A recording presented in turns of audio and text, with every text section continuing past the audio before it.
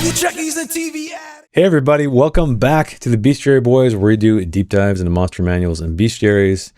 And what Dragonbane creature are we talking about today, Joey? The forest giant. Forest giant. Funny story, right when we were starting to record this, when I said that, what creature are we talking about? He said, forest troll. And I was like, oh shit, did I read the wrong listing? And turns out he did. But as you guys will find out, they're very similar, ironically enough. So why don't you kick us off with a quote? The quote is, "Twice I've seen forest giants and forest trolls fighting each other, and I'm obviously rooting for the giants, but there's a problem. How can you tell who is who?" There you go, right? So That exactly. is from Maltos Angel Ranger. Oh, Ranger. Interesting. We don't have a ranger profession in Dragonbane.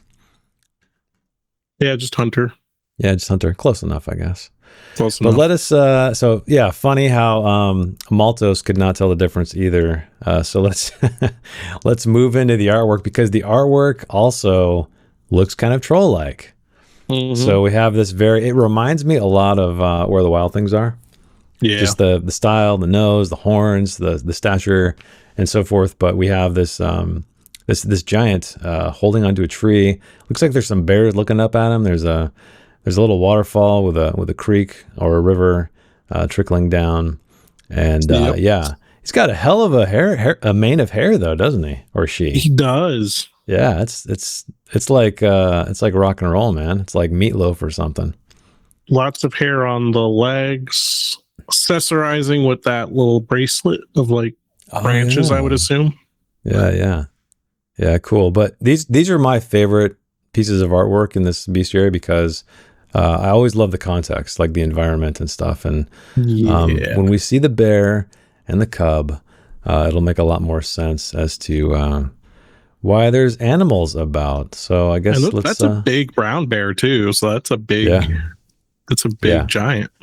Yeah, they're size large, so not gigantic, but big enough, right? Yeah. But before we move on from the art, I just wanted to say that little bear cub beside her is adorable. Yeah, I know. There's a little cub back there. Is it okay, Mama? Can we talk to this giant? Right.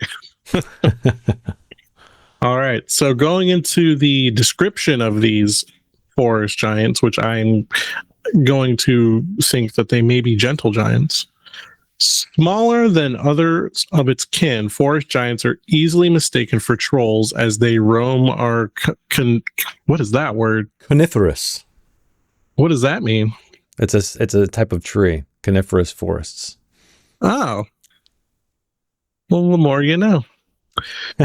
They are the easiest giants to communicate with, possibly because of their relatively modest size, but that does not mean they have much patience for conversation. The handful that I have tried to speak with all started darting their eyes around before I had even finished a sentence. A couple of them started staring at Kavalka, who naturally loved the attention and did everything to earn it, while others were distracted by a butterfly, a hopping hare, or a newly blossomed flower. So giants, I guess maybe giants in particular, they are very easily, they're easily distracted. I mean, that's like if, I would talk to an ant all day, but like a lot of people wouldn't give ants the time of day. It's like, yeah, you're so small and insignificant. Yeah. Well, to be fair, this is the first giant we're talking about, so I'm really curious to see what the other classes of giants are like. They probably eat you. Probably. Forest giants seem obsessed with experiencing nature, breathing it in, watching it, feeling it, and they do not care about much else. Well, except, of course, for anyone who degrades and destroys their beloved environment. Such people are shown no mercy. No mercy. So this is the Greta Thunberg of giants, right? I don't want to talk poorly of her, but her hairstyle is a little bit like that, I feel like, and I won't say anything about her face, but kind of funny. We got like an environmentalist giant going on right here. What are their stats looking like? All right, into the stat block. ferocity 1, so only one attack. They are large, as we mentioned earlier. Movement 14, which is decent. That's pretty damn good. Granted, they are larger, so it makes sense. No armor, as shown in the artwork. This thing is pretty much naked except for like a loincloth. 56 hit points, though. That's quite a bit. And they have a couple of abilities. Animal friends. So forest giants are friends with all animals in the forest. If anyone hurts an animal within a shift's walk of the giant, it immediately senses this and seeks out the perpetrator to stop the cruelty. I like that because, well, you guys haven't really hunted. I guess that would count as hunting, right? I mean, even if you're trying to get it for food, you're still hurting an animal. Yep. So that's something I think that's great for GMs to have in their back pocket if they want to throw a forest giant at somebody. Anytime characters go hunting for food or something like that, or I don't,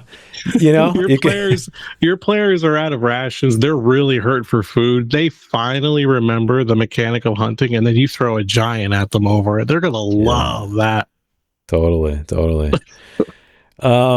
So there you go. There's a tip, GMs, if you want to torment your players even further. I don't think we've ever been in a situation where you guys have run out of food, but I honestly don't pay that much attention. I try to remind you guys when I remember, but anyway, moving on.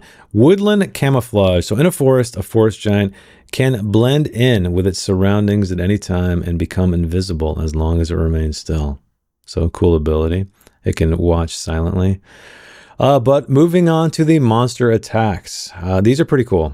I'm not sure if you read them yet, but the first one is gnawing friends. So small animals swarm out of the surrounding woods to defend their friend, biting, clawing, and tearing at its enemies. Anyone within 10 meters of the forest giant suffers 2d6 slashing damage and is knocked down. There's a lot of knocking down in these series of attacks, which I don't think I've sent anything at you guys that does that, but it's such a great strategic thing, because if you're on the ground and then you get hit by something else, you're in a lot of trouble. Brutal. Moving on, number 2 is crushing club. The forest giant swings its wooden club over its head and delivers a devastating blow to an opponent.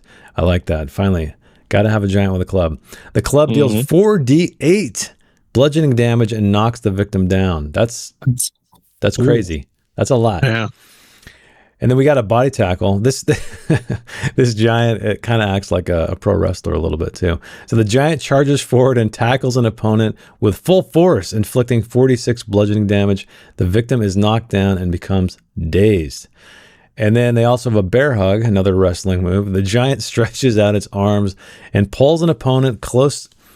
It then gives the victim a big bear hug before dropping it to the ground. The hug inflicts 3d6 damage, and armor has no effect, and the victim loses their turn in the round if it is not already passed. This next one, I really enjoyed. It's called Forceful Throw. The creature grabs an opponent and tosses them over its shoulder. The victim flies 2d8 meters, suffers an equal amount of bludgeoning damage, and lands prone. So he's just like, no, he like picks him up and tosses him over the shoulder, yeets them. Yeah. And then this last one's really cool because it reminds me of Ensnaring Roots. Or is it Ensnaring Roots? Entangling Roots? Entangling. So this one is called Snaring Roots. The forest giant conjures roots from the ground that grab all opponents within 10 meters. The victims suffer d6 damage. Armor, of course, has no effect, and are unable to move or perform actions that require movement.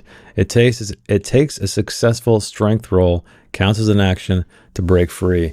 Others can help, though. So a little bit of I don't know, all these giants. I almost called it a troll. These giants, they communicate with nature. They're friendly with animals, but also they can conjure plants as well. It seems like they're very in tune with nature.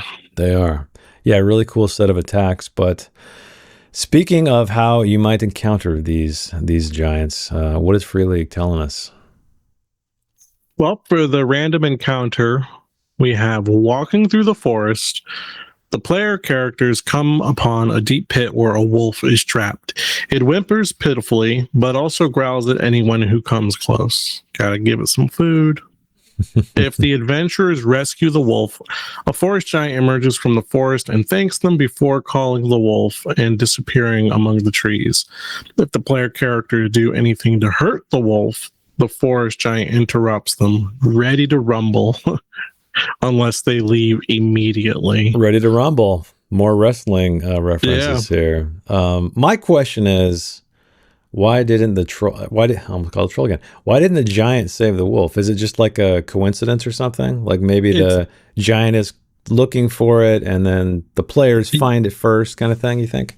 Yeah, I think it's just you find it, and then that was when the giant was on its way over. We are just like Molten Angel right now. Yep. Can't tell the difference. And then for the bigger adventure seed, a flock of small birds appear and prompt the player characters to follow them. They lead the adventurers to a cave deep in an age-old forest where the forest's giant Urum lies injured on a bed of brushwood and leaves. She is looked after by the small animals of the forest who watch the player characters cautiously as they enter the cave. Umrum explains that she needs their help to stop a wicked demon that has occupied the forest's ancient spring well and whose mere presence is poisoning the water. Its goal is apparently to kill all living things. The forest giant confronted the demon, but was no match for its magical powers and the undead under its command. I love this adventure seed. I ran it. Oh, you ran this. Oh, well, tell us how it went. It went well. I pretty much ran it as is. The only thing I added was there are also bandits hunting. Like I had my forest giant roaming the forest injured, leaving signs like blood and stuff like that. Okay. And the player characters discovered him, and these bandits were trying to hunt him down. So what they ended up doing was the bandits came up on them like to try to ambush, but the player characters, if I'm remembering correctly, they quickly told the giant to play dead, and they claimed that like it's our kill, we got it. You guys, you just need to fuck off. It's ours. Mm-hmm. And they were like, well, they did just kill this giant, so I guess we won't fight them. They made a successful persuasion. One of their party, my mom's character, she persuaded them to move on. So the bandits left them alone. The giant told them about the demon and the wellspring, and then I made like a little mini dungeon and had some puzzles in it that it was really funny. They got very upset with each other during the puzzle because it was like a really easy puzzle. Yeah. At first, it's easy, but the thing behind the puzzle was one person would go at a time, and it would kind of make these stones disappear. And so there was less and less safe options. So everyone was like, oh, I get it. And my character does do, and my character does do. And then like the last two characters who had to go were like, the fuck you guys have better stats than us for making these athletics checks and stuff, but you took the easiest routes. It's like, oh. They're like, oh, I didn't realize there was a puzzle within the puzzle. Yeah, it was a puzzle I designed for them to Inception think about. Puzzle. Yeah, it was think about your strengths and weaknesses and be thoughtful of each other. They were not, but it was a good adventure. They defeated the demon. And what kind of demon was it, by the way? Standard Dragonbane demon or something else? Standard Dragonbane demon. I made them fight a shadow demon. Oh, damn! It was rough. Yeah, I had a great time. Okay. I like it. Yeah, I was going to say the one thing I would probably change about this is the flock of small birds prompting the characters to follow them. To me, that seems a little too Disney for my liking. And plus, I feel like also that it's one thing to have like Lassie show up or a dog or something, or you know what I mean? Right. But come this way. But birds, like I just don't. I guess I wouldn't anticipate players trying to follow birds or how birds would help communicate in that way. Really, maybe the designer of this adventure was banking on and thinking about the fact that one of the magic tricks for Dragonbane is bird song, so that you can communicate with birds. Maybe, but then they'd be, Donovan would use that to talk to birds. Yeah, and they'd But, be kind of that'd be really niche. Yeah, exactly. Because if they didn't have that ability, they'd be screwed. I mean, I get why they did it. It's because they're leaning into the nature thing. You know how all the animals love to hang out with the giants. But yeah, I feel like I would tweak that. It might be kind of even interesting if it's like a another kind of forest folk, more of a humanoid-esque kind of thing, something that could actually communicate versus an animal. Yep. However, I do appreciate that they, kept it in the realm of nature. Or you could do it my way, and your players are like in mud, and they're like, mud, it hasn't rained in days. And they kneel down and like, oh, this is blood mixed in this dirt. Oh, yeah. Because it wasn't injured. Yeah, that's a cool one. I like that one. It's it has so many layers to it, right? I mean, you have not just fighting the giant, but the giant is not an opponent. But there's this cool demon that's like poisoning the well, so to speak. Yep. And yeah, I like that one a lot. But anyway, I guess it's time to talk about. Oh yeah, how we would run it. I guess we talked about that already. I like this adventure seat already. I can't think of anything off the top of my head that's better. You already ran it, so maybe we should just move on to the amazing artwork that was submitted. Yeah, we could do that because we did just talk about that. Yeah, so this one is by none other than frequent submitter Captain Flunder. And boy, it is a beauty. It's kind of I love the spin he took on it. It's like it's made of rock. It's made of trees. It's almost kind of like a tree. It's got a bunch of moss and I don't know that whatever that stuff is that hangs from trees. The what is it? The witch's? Is it witch's beard or something like that? I have no idea. That drapes from the trees. I'll put up whatever it is right here.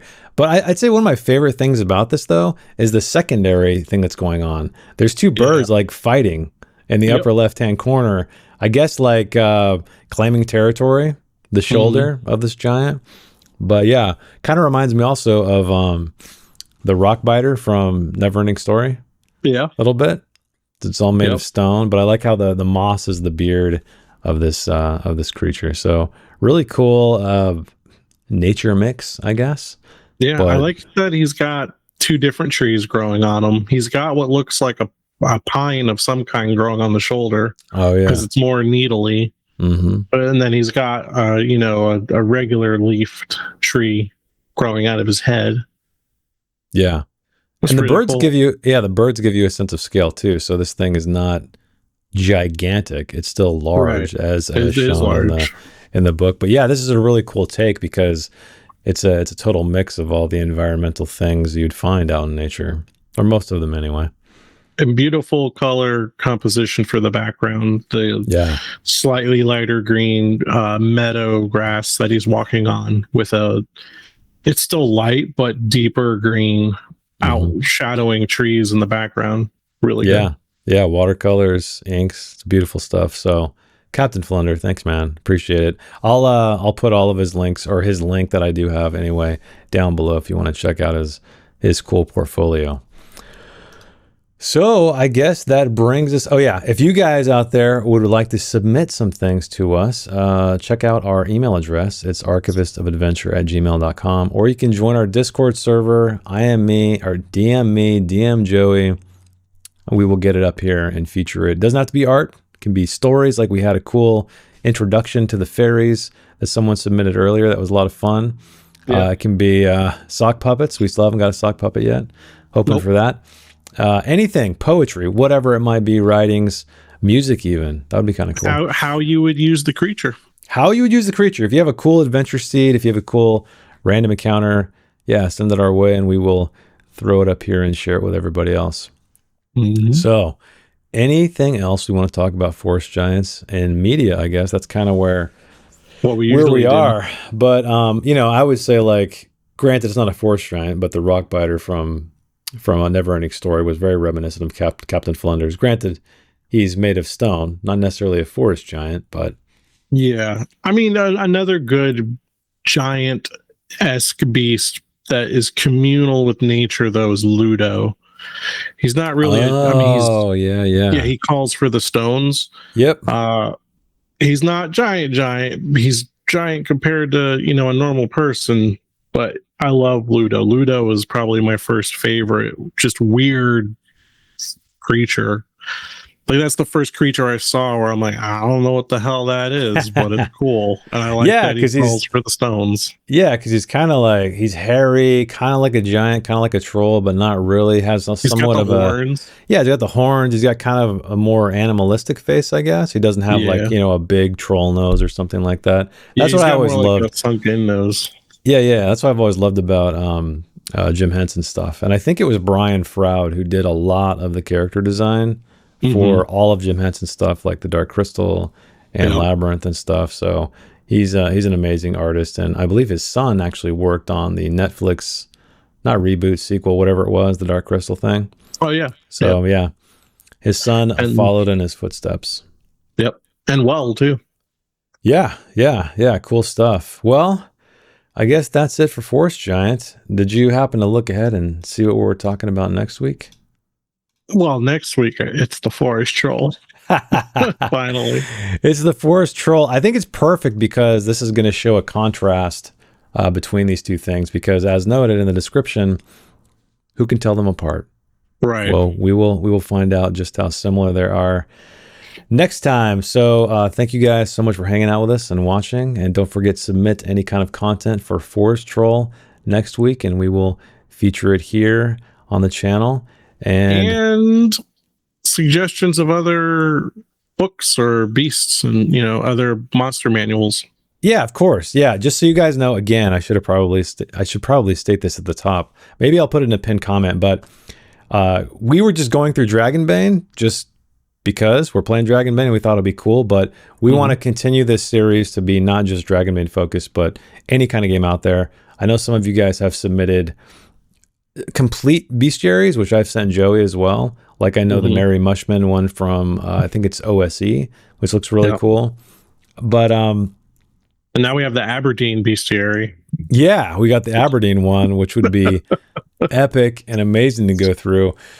But yeah, keep dropping the suggestions down below, because we can, you know, pivot to something else briefly and then come back. And then otherwise, once we finish Dragonbane, we'll just, I guess, have to choose another bestiary and kind of plow through that until you guys send some other suggestions our way.